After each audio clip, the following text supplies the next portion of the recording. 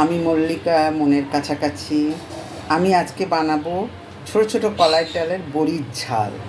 তার জন্য আমি মশলার উপকরণ কি নিয়েছি আমি আলাদা করে দেখানোটা পারছি না, দিয়ে ফেলেছি একসাথে বাটিতে। সর্ষে গুঁড়ো, হলুদ গুঁড়ো, লঙ্কা গুঁড়ো। এই যে সর্ষে গুঁড়ো, হলুদ গুঁড়ো, এখানে আছে লঙ্কা গুঁড়ো, নুন, আচারের মশলা আর কাঁচা লঙ্কা। এবার স্বাদ মতন কাঁচা লঙ্কা, যে যেমন ঝাল খাবে এটা নিয়ে নিতে হবে।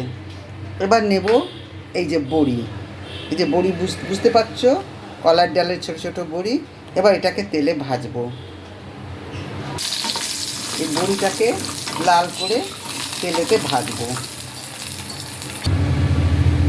দেখো বড়িটা ভাজা হয়ে গেছে, লাল করে ভাজা হয়ে গেছে। এবার এই বড়িটাকে আমি নামিয়ে নেব। মশলাটা আর একবার দেখিয়ে দিই। নিয়েছি সর্ষে গুঁড়ো, হলুদ গুঁড়ো, লঙ্কা, কাঁচা লঙ্কা চেরা, লঙ্কা গুঁড়ো আর নুন, আর দিয়েছি আচারের মশলা। আচারের মশলা দিয়ে এটাকে একটা পেস্ট বানাবো। কড়াই তেল দিয়ে তার মধ্যে 5 ফোড়ন দিয়ে দিলাম।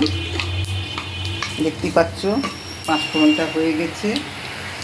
5 ফোড়নটা হয়ে গেলে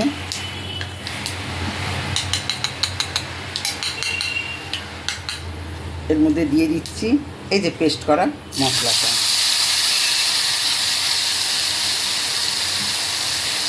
এই মশলা ভাজার কিছু নেই, একটু নেড়ে ছেড়ে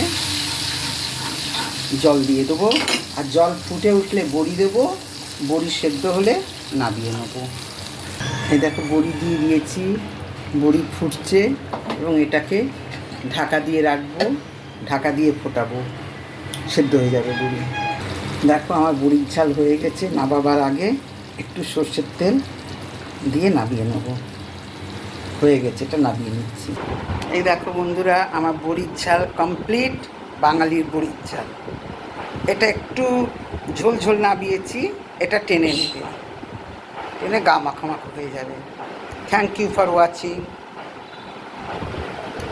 আমি আজকে বড়ির ঝাল করেছি, তার সাথে করেছি ডাল, আর করেছি বেগুনের ঝুপ্পা। এবার বেগুনের ঝুপ্পা এটা আমরা ছোটোবেলা থেকে মা দিদিমার মুখে শুনে এসেছি। ঝুপ্পা মানে ছোট ছোট বেগুন।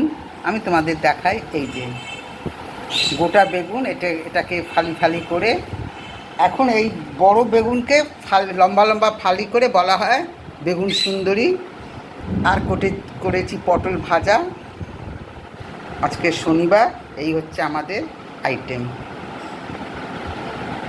কেমন হয়েছে বন্ধুরা জানাবে, তো অবশ্যই কমেন্ট করে জানাবে কেমন লাগলো আজকে রান্না। Thank you for watching.